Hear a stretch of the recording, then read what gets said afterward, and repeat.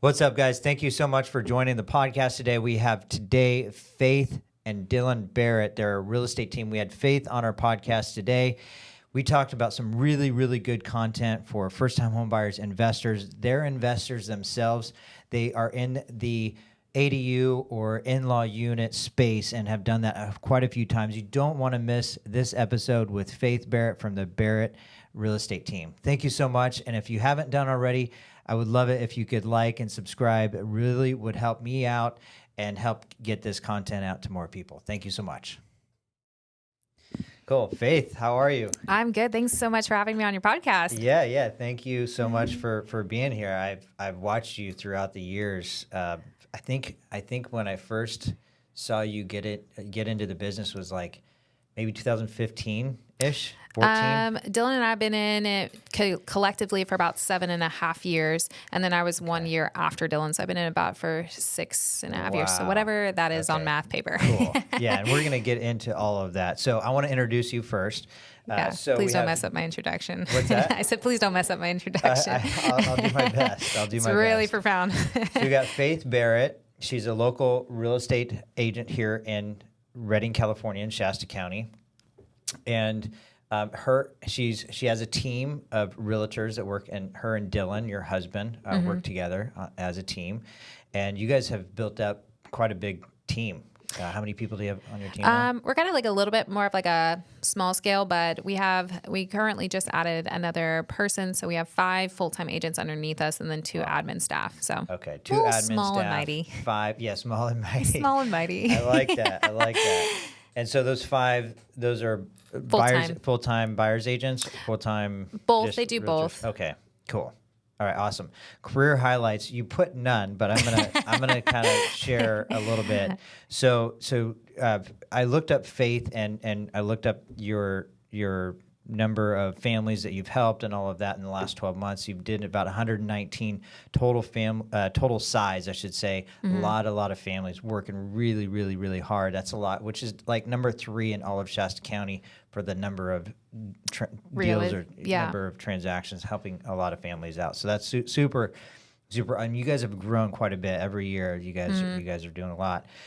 Current projects and focus. Our marketing really sets us apart. So you guys, your marketing really, really does. I want to highlight that because your guys' marketing is top notch. I might hopefully take some notes from what you're going to share with us on the marketing side of it. But you guys have a really, really good following on Instagram. You guys should check them out, the Barrett team on social 3 T's. media. 3 T's. Didn't really think that through when I made our group. Okay. It's always like the Barrett team, 3 T's. The Barrett team, yeah. 3 T's, and I have you guys on Instagram, and that's primarily, is that your main channel? Yeah, main channel, and then right now we're have been really stepping into YouTube, and that's just been a whole nother world. So yeah, we do the podcast, we do Instagram, Facebook, YouTube, Google. So there's a lot. Yeah. Okay, cool. Passionate about supporting local business, which we can definitely see that. I can definitely see that through your guys' channels.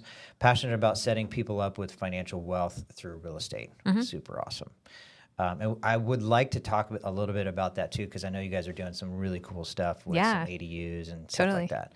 Okay, cool. And then, I think that was it. So it's you and Dylan. Did you guys grow up here in Redding? Yep, born, raised here, lived here our whole lives. So this has kind of always been home for us. So I can officially brand myself as a Redding native. Nice. So it's our pride and joy. And what made you guys get into real estate? Yeah. So my husband, Dylan, was in real estate, actually started in Dutch Bros. Everybody I feel like that lives in Redding probably works at Dutch Bros at some point in their life. So he was in Dutch Bros and was going to be working towards franchising. We got a couple locations on our radar of potentially of something that could have worked for us. And it just wasn't an area we ever really saw fit to live as a family, like Stockton and everything like that. And I was like, So we pivoted, and I was still in nursing at the time. I still had my nursing license, and he got into real estate. He kind of grew up with real estate as his background with his parents, flipping, doing investment properties. So he was always around real estate, and I was kind of more traditional, go to college, get a degree, kind of get a stable salary job. Yeah. So from that, he got into real estate, solely focused on commercial, which if you are in Reading, commercial is very hard. There's a very handful of people that do it really well at a high level, but to just kind of like step into the commercial field, it's a little bit more challenging. So after that, I was like, we should really do residential. He's like, residential, it's too emotional. And so I was like, He well, said that? yeah, Dylan he's did? very black and white. He's like, I like numbers. I like to see if the thing makes sense on paper. And I was like, well, I like emotions. I like to the highs and the thrills of buying a home. And so, basically it was like, well, what if I step into it? And so while I was working at the hospital, I got my real estate license, and then we kind of worked towards building a real estate, career. Eventually, 3 years into the business, I stepped out of full-time nursing. Wow. So I was kind of dying every single day because I was doing 312s and then full-time nursing or full-time real estate. And then we kind of just transitioned that we could really, build something and be sustainable with where we were at with growing the business. So, wow. Yeah, no, that's awesome. So 3 years in, Dylan started, and I didn't know that he wanted to start in commercial. I don't remember that. He actually was always in commercial. We actually started out with Properties by Merit with John Scaife. He was such a great start to Dylan's career, really took him in and really kind of gave him an idea for commercial world. And then from there, I joined and kind of started the residential side. And then it was like residential picked up way significantly faster. Yeah. And it was kind of like, well, at least we have that knowledge. We have that notch in our belt to understand commercial, but it's not like our priority. So we focused a little bit more on residential, which was what was selling at the time. Yeah, So totally. Yeah. No, that's super awesome.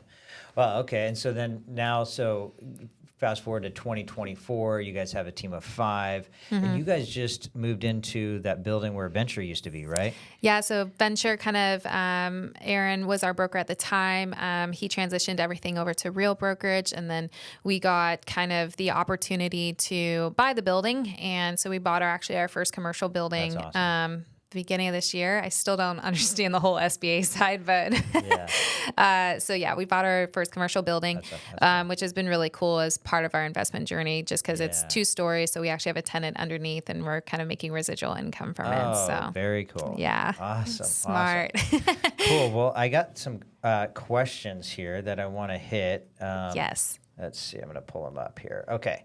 So the real estate market this year, you guys are still crushing it. And so what are your thoughts just on the overall Reading market as real estate, when it comes to real estate? I'd say it's complex right now. Yeah. I definitely think that there's opportunity if you see it, and there's going to be opportunity that people are going to win. I think just in any market, like post-COVID, everybody was freaking out, pulling out of deals, or even just during that height, I remember when we were on vacation, it was like at the height of when COVID really hit, everybody was backing out of deals and this is going to be the end of the world, et cetera. And then fast forward post-COVID, it's like all the interest rates dropped and home appreciation went through the roof. And so nobody would have predicted that. Right. So I feel that there's always that person sitting on the sideline hoping that they can time the market, hoping that they can get the good deal. And I always am just like, at the end of the day, like, what's the affordability for you in the market? If you're focused on an interest rate, and you're wanting to get down to 3%, you're basically saying in some regards that you're hoping that another pandemic happens or something catastrophic happens to get us to that point. So I'm really in all honesty, with all the buyers that we work with or the sellers that are upsizing or downsizing, it's like, what does that new affordability look like for you? And can you find that affordability in this market? And if so, you most likely are going to get probably what feels like a better deal in terms of compensation towards closing cost or buy downs. If they were to wait. Versus if they were going to wait, because even in the beginning of the year, when we saw just a little flux downward in interest rates, it all of a sudden just like irked out all the buyers to be like, okay, I can afford a little bit more, and now I'll go after it. And so I kind of find that it just comes down to, for me, the affordability in the market. And I think it's still a great opportunity. I mean, we bought our commercial building, and, found a way to make it work that, still pencils out. So Yeah, the affordability right now has been a huge challenge for a lot of buyers, a lot of people out there that are wanting to buy. And there is a lot of demand. In my opinion, I do see a lot of people that do want to buy a home. And to your point, is for them to find their affordability range of where that is and also to match that affordability with the home that they would realistic like. expectations. Yeah. And I always tell people, like, I'm like, if you're not in the realm of feeling like this is an affordable market, then make positive changes in your life to get it to that place that's affordable. Like, so debt reduction, savings, how can you simplify your life? Just because I think most people are like, it's too expensive, I'll just keep living on with my life. And I'm like, hey, when that right time comes, let's just say September's the magical time that the feds decide to cut maybe the interest rates just a little bit. It's like you might be sitting now on the sidelines watching the whole train go by because you weren't ready in preparation. So Yeah, so the amount of people I think in Shasta County, because our average income right now is about that $70,000 range, and our average purchase price I think is like 400 or something. Yeah. And so the affordability in Shasta County is actually the most affordable place to live in pretty much all of California. And so I think there's a lot of people that can afford, but just are like what you're saying is they could not go to Starbucks, and they could, save, here and there, and actually come up with an extra $500-$600 for that extra, higher payment versus renting or. Yeah, or basically, paying down debt, like improving their credit score, so they sit as like a better, borrower. I mean, I don't think like skipping Starbucks is going to be the holy grail that makes you be able to afford a house. Like, I don't think like you have to like compromise your lifestyle, but I think if you're making positive changes to start living within that means at a higher mortgage, it's going to be less of a sticker shock of somebody going from a $1,500 payment to a $2,500 payment. Yes. So I had clients just a couple of days ago that were scared of making that jump, and it was about an extra $1,000 a month that they were going to. And this is what I told them, and they weren't necessarily in a hurry. Their lease was going to be up in 2 or 3 months. I said, hey guys, this is be a perfect time to pay that extra $1,000 and pay like a financial advisor or someone, or put it in a savings account and just see how it feels. See, and then they'll know exactly if it's going to be tight and how tight it's going to be to see if they can. Totally. Yeah. No, that's cool. So you're pretty optimistic then for Redding, for Shasta County. I think I'm optimistic overall because there's a lot of people that want to stay in California. So if anything, as much as people want to turn their noses up, we do still have a lot of movement from, people coming down from down south up here. I don't think it's as much of a flux in as it was like post-COVID. But I do think that there's a lot of still grounding things that Redding offers for people to want to come back and visit, plant deeper roots, family, lifestyle.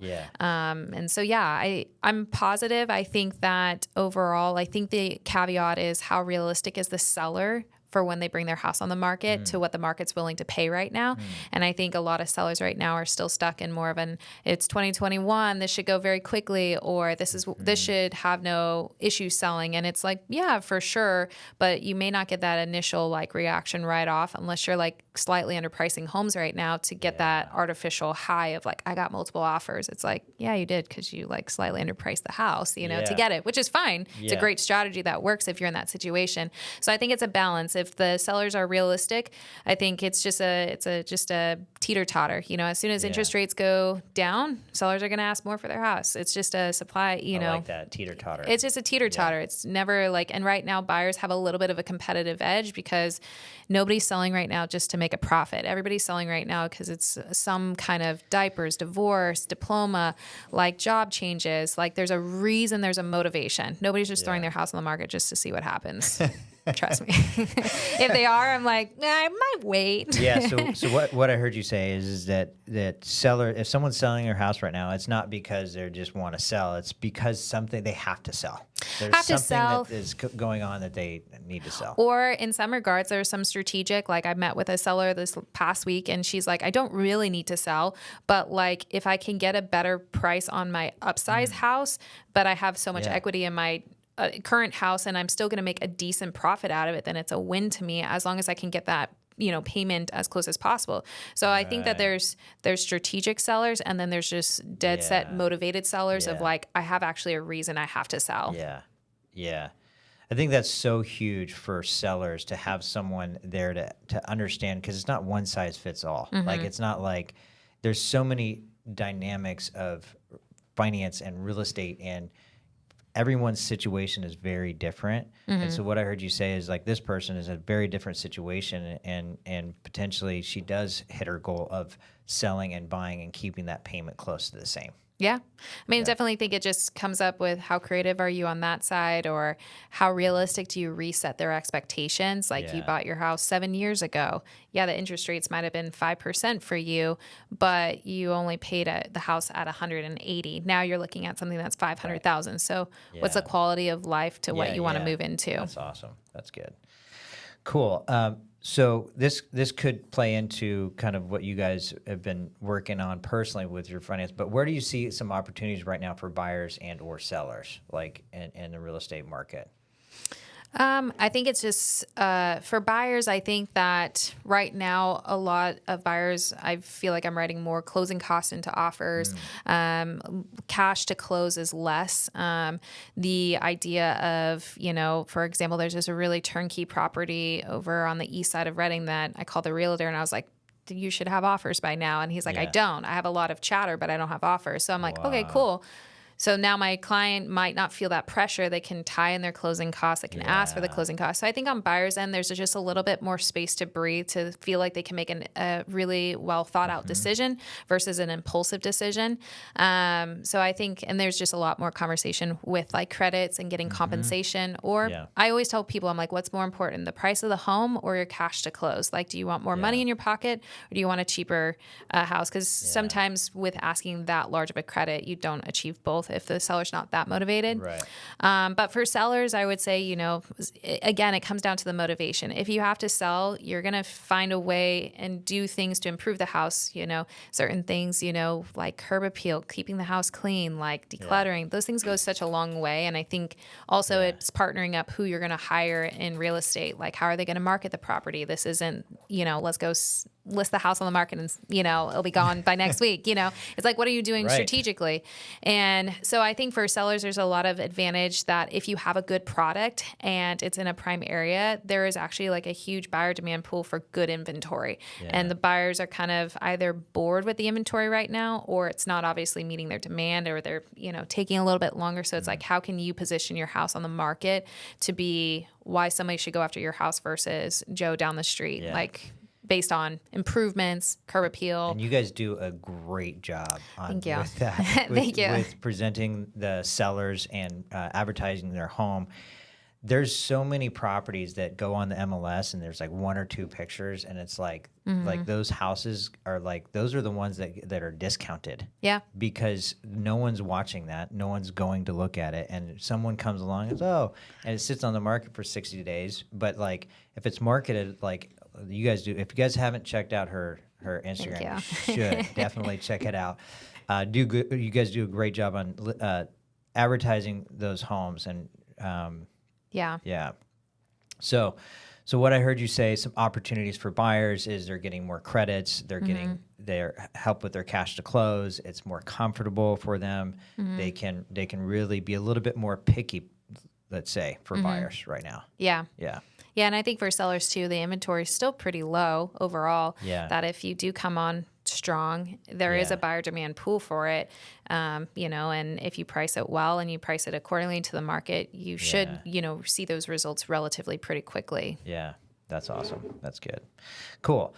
So this is a good one. So a lot of buyers nowadays are looking for house hacks or ways to keep their housing payment lower and still take advantage of real estate. Can you share some of the house hacking strategies that you have helped buyers with? I think it's just I think it always comes down that everybody wants to house hack, but nobody actually wants to be the landlord. And so it's really understanding, like, do you want to be the landlord? Do you understand what the landlord means? And I mean, if you look online, I think a lot of people get overwhelmed with like the horror stories of like squatters and like this and eviction and everything like that. Yeah. And so I think if the person's savvy enough for it, like you can convert your garage, like you could, the garden tract, that's kind of like our prime area that we invest in because of the alley. You can add an ADU, an in-law unit. If I could do it all over again, not that I don't know. I mean, I know that's one of your questions, Yeah, but yeah, I won't yeah, skip you too can- far, but you if can- I could do it yeah. all over again, in terms of house hacking, I probably would buy something that I can quickly see myself move into, live in for a year, turn it into a rental, and then move on to the next one and keep building it versus getting so obsessed or having the idea that I have to like have this perfect home, because then you get stuck, you don't want to move, and then when you want to turn that into a rental, you're like, why would I downsize my life to go move into a rental? So anything from multifamilies like a duplex, the traditional, that kind of house hack, live in one, rent out the other. But I think if the goal of it always lands in two lanes. Either a buyer doesn't want to ever become a landlord, and if that's the case, then it's a pointless conversation. Or if you do want a house hack conservatively, then I'm like, don't buy your favorite house on the market or the one that it's going to be hard for you to move out of. Yeah. And then if you're a little bit more savvy, then I'm like, try the multifamily route. We love in-law units. The ADUs are super great. The state stopped giving a grants towards ADU if you were like a first-time home buyer. They kind of obviously ran out of money, or they put it on pause. Coming up with creativity with that in regards to, finding alternative income. Yeah. No, that's good. Let's say you have a buyer that maybe is curious about the, being a landlord. What advice would you give someone that's wanting to maybe explore that a little bit? I probably just share our experience. We're really strict with our tenants. There's a minimum credit score. Like it's like anything above 650, like we'll consider. Anything below, we don't do cosigners. We did it once and we realized why we don't do cosigners, for that. So we really have like a strict policy for us. We'll charge a little bit more for our rents than most people will, just to kind of get in maybe a different demographic in. And I think overall it's not as scary as most people think, as long as if you do the, vetting. Apartments.com is where we run everything through. It vets your tenants really, really well. Like I can see down to like court collections, traffic tickets. That's and huge. So I actually know a lot about the client, probably sometimes more than they know about themselves, but it just really makes it a very unemotional, like, hey, you either meet my standard or you don't. Then I'm calling references and really vetting, meeting them in person. Just to really make sure, like, hey, if I'm going to, and the other thing is we only sign 1-year leases. We made not a mistake, but we did one where it was 2 years, and we were like, oh my gosh, 2 years, that's amazing. And then he was late on payments. He had a co-signer. And then I'm like, oh my gosh, we're going to be like kind of stuck with this tenant. He was very respectful, always like try to communicate his issues, which was appreciative because we could be the other side. But I think it's just getting in there so then you're not in contract stuck with them very long if you don't obviously like them. Yeah. And then just doing routine visits on the property, making sure like you're keeping eyes on the property for it. So, and if you don't want to do any of that, then hire property management. But for us right now, we just don't have it quite under management. So we are the management. It sounds like you guys really know how to vet that customer, which can really help a buyer if you are thinking about maybe getting into that and being a landlord, renting out a bedroom, a garage or something. That's where you guys can really help. Yeah. Because you can really say, hey, go to apartments.com, I think is what you said, and really vet out that tenant. It's super smart, because I've been in that same situation with tenants, and it's not fun to have a bad tenant. But also there's many, many, many rewards when you get that good one. Yeah. Consistent income, every month. So for sure. That's super cool. Okay, cool. Can you share a story of most memorable or interesting closing that you ever had? One that stands out to you and that you will never forget. This is a little bit more humorous. We have a lot of fun closings. One most memorable is we actually were part of somebody's proposal. Oh, serious? That was really, really cool. Wow. So the night before, he texted Dylan and was like, "Hey, I'm going to propose to Josie." And I was like, "For reals? Like, where? Wow. How? Like, where's the ring? Like, do we need to do Yeah. anything?" And so I was like, "Okay, like, I'm going to get a professional photographer." Found a professional photographer like the next No day, way. like last minute. I was like, "How are we going to pull this off? We'll just say that she does like professional photos for closing." Anyway, he's like, "I'm just going to hide the ring." But there was so little communication. I was like stressing, but trying to like keep my composure. I was like, "If you get to the house, like, are you going to tell me, do you want to be in the front Wait, or the so back?" hold on. So is this closing that like they're getting the keys? Yes. So this Yes. like you're giving them the keys I'm and she's past- gonna propose. Yes. Oh, Yeah. wow. So we're passing out the keys. He's proposing. He basically said, "I hid it in the lawn." And I was like, "The front lawn, the back lawn, like where in the lawn?" Like I am freaking out because my photographer has no idea. So I got there like 20 minutes early. I'm scouring through the lawn. I cannot find He a hid ring. the ring? Yeah. He went about in that morning to hide the ring somewhere. And he said, Oh my "When we take gosh. photos, I'll get down on my knee and I'll pop the question." Where and he I hid the ring. Where he hid the ring, but nobody knows where the ring is at. And so I literally like through him coming to the house, "Hey, so excited, y'all. This is Cody. She's gonna take some closing photos." And she was like, "That's great." Like had no idea. And I just looked at him. I was like, "Do you want to take it in the front or the back? Like, where do you want to do these?" He's like, "Let's do it in the front." I'm like, "Great. Great, okay. Please, like, lead the way." Anyway, that was probably one of our most memorable closings, was being a part of that. So That's super cool. they closed on their house. They were super excited. She got proposed to, and it was actually funny. The random, which I know her, Cody Bear, she did just the photos for them, ended up becoming their wedding photographer, and like when they had a baby. So it was like kind of cool. I made some connections. Cool. So that's super awesome. yeah, so that was probably one of our most memorable, that story. cool closings to be a part of. So yeah. There's so many of those. I mean, I haven't had that kind of experience, but I do have stories of like families that stick out because we help a lot of families, and so like it is kind of special to be in an environment or in an industry or to be able to connect and have some of these different.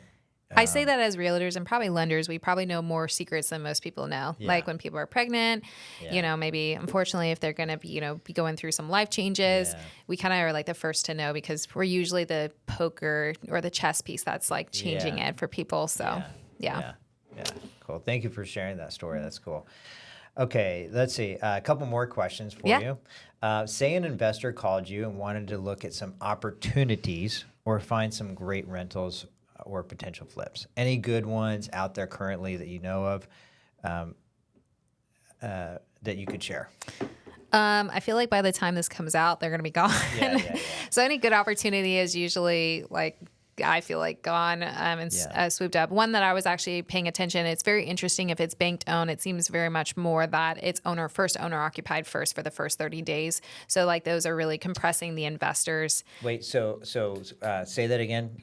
So if it's like HUD or like a bank own, sometimes foreclosure, sometimes the first 30 days goes to an owner occupied. That the home is on the market. Yep. So basically, an investor can't buy it. Investor can't buy it to give like first rights to owner occupied. I see. Okay. So I think that's kind of been a change for some, you know, and then, you know, obviously if the condition isn't in very good condition, then obviously an investor can, you know, swoop in and take over. One that closed, it closed a while ago, but I'm always looking for ones that are in a good location because you can never change the location. So there's one, it's going to be gone by this time this thing comes out. No, it's on Harlan. I think it was a great opportunity. They have 10 offers on the table, so that's why I say. Oh, wow. But it was listed for $185. It's in Lake Reading. Easily you could put, you know, it needs work for sure. But the comps in that area easily could resell. Lowest $350, highest if you did some really, really nice upgrades, maybe all the way up to like $389. Wow. So for $185, and if you did the work yourself and you did that, you know, it's a great area to invest in. The one other one that I thought was a really great opportunity, it was a little bit risky for some, it already closed again, was over off of Walden. The front of the house was completely renovated, and then there was a fourplex or triplex. either way. So Behind? triplex are that was behind, Wow. but it had a fire go through it years ago. So it was an abandoned multifamily. And through working with the city, they were basically like, we still want to create fair housing, so we would be in favor of trying to push permits through to get this finalized and like get back to a better state. Actually, a realtor picked it up who is also Is that still on the market? No. I think I can't remember who picked it up, but anyway, I was like, that's a great opportunity if you're a contractor who knows how to also take and manage that investment and whatnot. But other than that, it's like the flips that are on the property. Flips are risky right now, I feel like, in the market. Like you almost have to get it like Have you guys done a lot of flips? We did one flip. It was our very first flip, and we way over put money into it that we kept it. And we learned a lot from that. So you bought it to flip, but then you end up thinking we it. were going to flip it. And then we ended up keeping, which has actually been a really great opportunity for us to keep it because that's now our second location of our in-law unit that we're almost finished building. Nice. And then we flipped a house a couple months ago, and that was a little bit of a disaster. We bought it super cheap, 107, like had tenant issues, evicted the tenants out. Went through this whole process with the state of California, all that. Wow. For the tenants? Oh yeah, it took us 5 months to get into like the house. Holy cow. Yeah, but we got the house for a really cheap deal, so it was like, which is your trade-off, Yeah. So we were supposed to flip that much quicker, but unfortunately, our contractor passed away. Then it went to like subcontractors, and then the budget got out of hand. Man. So we learned also a lot from that. But we did sell, and we made a profit off of it. But it wasn't. It was supposed to be definitely a higher. Different. Yeah. So I always say, like, if the deal looks good, you always are usually going to spend more money on it. But overall, I think opportunities right now is just really your connection with other people off market, or like what area are you trying to focus in? Can somebody call around and ask for off market opportunities? I mean, that's how we got all of our garden tract properties. We never bought anything on market. Really? No, just called around. Wow. So I was just really heavily focused in the garden tract for a while and just called and called. That area. So I think opportunities usually first come off market, and by the time it hits on the market, it's not. It's an opportunity, but I wouldn't say it's a great opportunity. Yeah. So what I heard you say is that most really good opportunities that you've found come off market. And by the time they hit the market, it's already been kind of.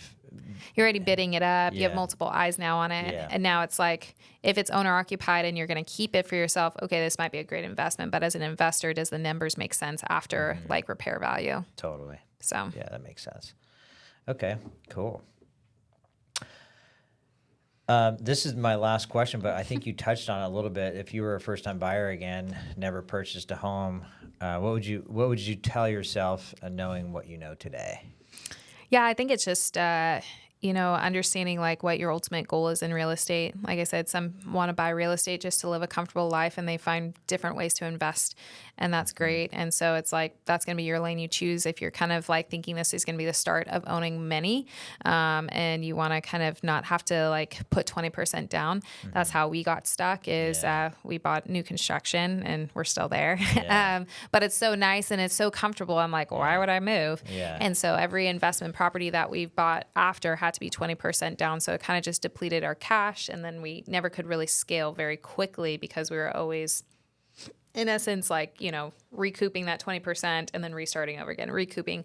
So I tell people if you can be unemotionally attached to your house and see it as an investment, your next financial strategy position to move forward, then it's not going to be such an emotional purchase, so that in a year, 2 years, when you decide to move and turn that into a rental, it's like, oh, but this is so nice. Like, why would I move? And then I think people just get a little bit house stuck, like I've been. Oh, I see what you're saying. Yeah. So that's how I built my real estate homes that I currently have, is buying and not necessarily being emotionally attached. But then, and I've sold some, but buying and then saving for the next down payment and then putting, the minimum 5% down on that next See, place. you're smart.